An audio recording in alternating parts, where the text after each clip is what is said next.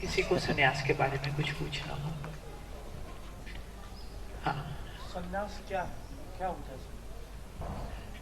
ओशो को पढ़ा है? नहीं। कुछ ज्यादा नहीं पढ़ा, पर जो पुराने ढंग का सन्यास है, जहाँ किसी को धर्म में रुचि हो, ध्यान में रुचि हो, तो वो लोग अपना घर बार, गृहस्थी, बिजनेस, रिश्तेदारी सब कुछ छोड़ के वो आज वो स्थिति नहीं है। आज तो अगर 5 लोग हैं तो 4 तो जरूरी कमा रहे हैं, बचाए बच्चों को छोड़ के। इसको ज्यादा सुलभ करना चाहिए। अब इसको दिनचर्या में शामिल हो ध्यान। ऐसा नहीं है कि अगर आप ध्यान को समर्पित हैं तो बस आपके बाकी कुछ किसी भी चीज का विकास नहीं होता। ओशो कहते हैं मेरा नया मनुष्य जो है वो whole man is a holy man. उसके सर्वांगीण जिसको कहते हैं विकास होना चाहिए। दिनचर्या में ध्यान को जोड़ दें।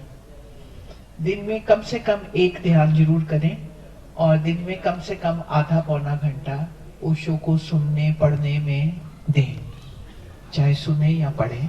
और 1 घंटा मिनिमम ध्यान के लिए। बिजनेस है बिजनेस करें, नौकरी है नौकरी करें, पर हर रोज ध्यान करें। उससे क्या होगा कि आपके भीतर से जो रूपांतरण आएगा, बाहर के नियम नहीं है कि ये पालन करना है, ये खाना है कि नहीं खाना, ये पहनना है कि नहीं पहनना, नहीं, ये आपका ओशो के साथ सीधा संबंध है। आपको आप अगर समझो कहते हैं कि मुझे सन्यास लेना है, आप खुद लेते हैं, ये आपका और ओशो के साथ आपका संबंध है। तो आप हर रोज ध्यान करेंगे, हर रोज ओशो को पढ़ेंगे या सुनेंगे, और आपका जीवन धीरे धीरे रूपांतरित होने लगेगा। और आप साल में 2 बार कहीं भी शिविर लगते हैं तो पूरा शिविर अटेंड करें, सन्यासियों से मिलें। आपके शहर में कोई ना कोई छोटे ध्यान केंद्र होते हैं, वहां जाके ध्यान करना शुरू करें। जैसे आपको लव यू तब भी प्यार करेंगे, नहीं कहेंगे तो भी करेंगे, बस ऐसा ही है। ये सन्यास लेना मतलब ओशो को कहना आई लव यू, इजहार कर रहे हो आप अपने प्यार का, और कुछ नहीं। भीतर ही भीतर तो करते रहे। और कोशिश कर रहा है, बड़ा पत्थर है, बच्चा छोटा है, हाँफ रहा है, तड़प रहा है, पर वो हिलाने की पूरी कोशिश कर रहा है। और बाप भी अपना देख रहा है, उसको अखबार पढ़ता जाता है, तो वो थक जाता है बच्चा 15-20 मिनट में, जोर लगा लगा के ऐसे आके ऐसे पैर पटकता है आके, पापा। तो कहते हैं उसका पापा कहते हैं, बाप बैठा है, इसकी मदद लेनी है तो ले लो। जिंदगी से रुकावटें दूर करनी है, पत्थर दूर करने हैं, अकेले लगे हो तो लगे रहो, कोई हर्ज नहीं, पर बाप बैठा है, बस यही बात है।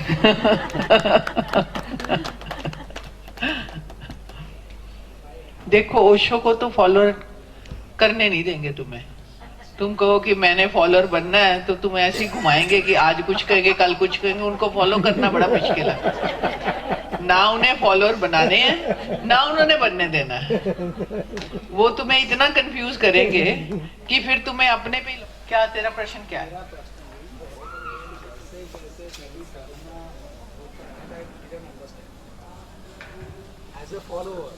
ओशो कोई रिचुअल्स नहीं देते, कोई आदेश नहीं देते, कोई नियम नहीं देते। हाँ, ओशो को पढ़ो सुनो, जो तुम्हारी अपनी समझ बन जाएगी वो तुम्हारी हो गई। ओशो मुक्त है, ओशो मुक्त है, और उन्हें तुम्हें भी मुक्त करना है कि तुम अपने पे लौट आओ। हमारी क्या आदत होती है, शुरू से देखते हैं कि पापा ने क्या कहा, चलो पापा ने कोई वो क्रियाकांड देने वाले हैं, ना वो देते हैं, ना कोई आदेश, कोई नियम, कुछ देते ही नहीं है। सिर्फ वो ध्यान की इतनी विधियां दे जाते हैं कि तुम कुछ ध्यान की विधियां करो, तुम्हें करते करते तुम्हें कौन सी पसंद है, हर व्यक्ति इंडिविजुअल है। जिस ध्यान विधि ने मेरा जीवन बदल दिया वो जरूरी नहीं कि तुम्हारी वो ध्यान विधि हो, और जिस विधि ने तुम्हारा जीवन बदला है वो जरूरी नहीं कि ये स्वामी जी को वो पसंद आए। तो ओशो तो अनगिनत ध्यान विधियां दे गए हैं, क्योंकि लोग बहुत अनगिनत टाइप के हैं। तो जो आपको ध्यान विधि पसंद आए वो आप करो।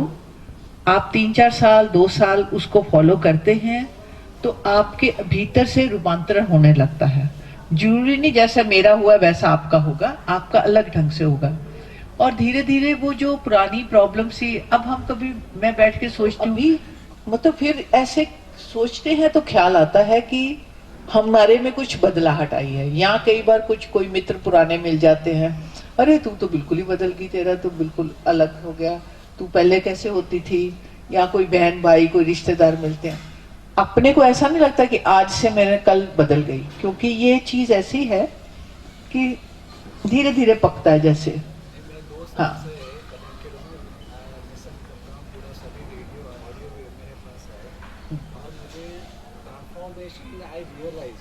कुछ चेंज हो रहा है।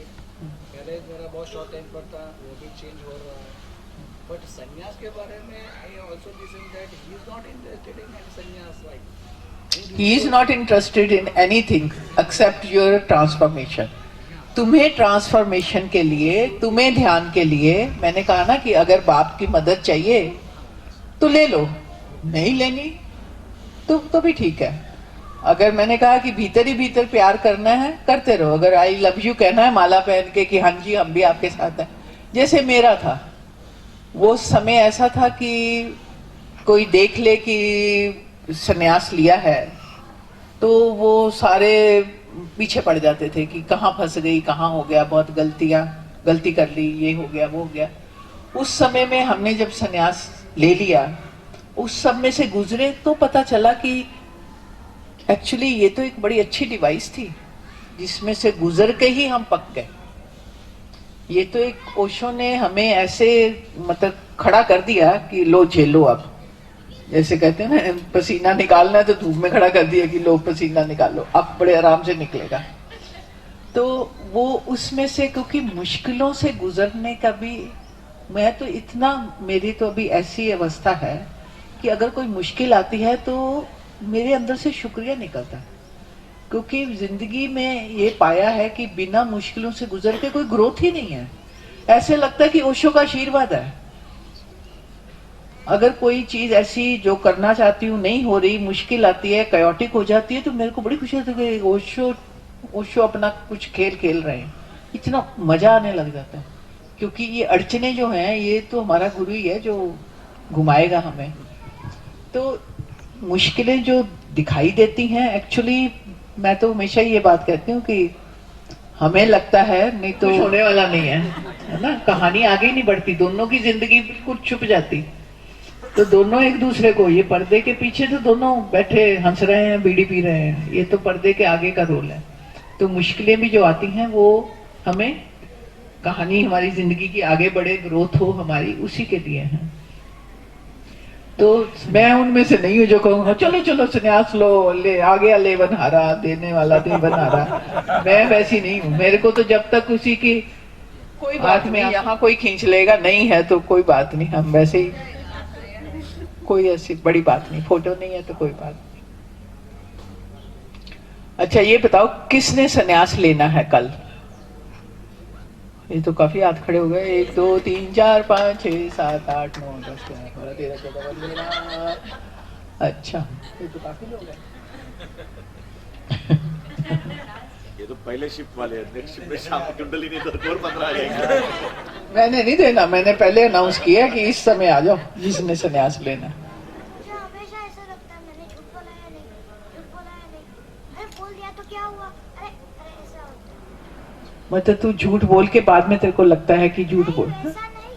हाँ। कोई भी अगर आपको बात बोली और उसके बाद मैं आपको यहाँ से वापस जाऊंगी तो वहाँ पे मुझे इतना सोच आता है कि झूठ बोला या नहीं, झूठ बोला या नहीं, ऐसे फिर स्ट्रेस आ जाता है। स्ट्रेस आ जाता है। झूठ बोल रहा है कि नहीं, किसी का स्ट्रेस आ जाता है। अगर झूठ बोला तो झूठ बोला, अगर नहीं बोला तो नहीं बोला। Oh my God, ये झूठ बोला है कि नहीं बोला, ये तू मेरे को बातों में मत उलझा। मम्मी को उलझाती होगी, मैं मम्मी की भी मम्मी हूँ, नानी हूँ, उलझने वालों में से नहीं हूँ। झूठ बोला है तो तेरे को पता है कि झूठ बोला है, फिर झूठ बोला है कि नहीं बोला, ये क्या मतलब? नहीं बोला तो नहीं बोला, बोला तो बोला, ये तो तुझे ही पता है, हमें थोड़ी पता है। हम तो कहेंगे इतनी प्यारी सी बेटी है ये तो। जो बोला ठीक है। ये तो तुझे पता है कि तूने झूठ बोला। ये तो मैं स्ट्रेस लूं कि ये मेरे को झूठ बोला कि नहीं बोला, झूठ बोला कि नहीं बोला। ये तो मेरा स्ट्रेस होना चाहिए, तेरा थोड़ी होना चाहिए जिसने बोला। तुझे तो पता है कि बोला कि नहीं बोला।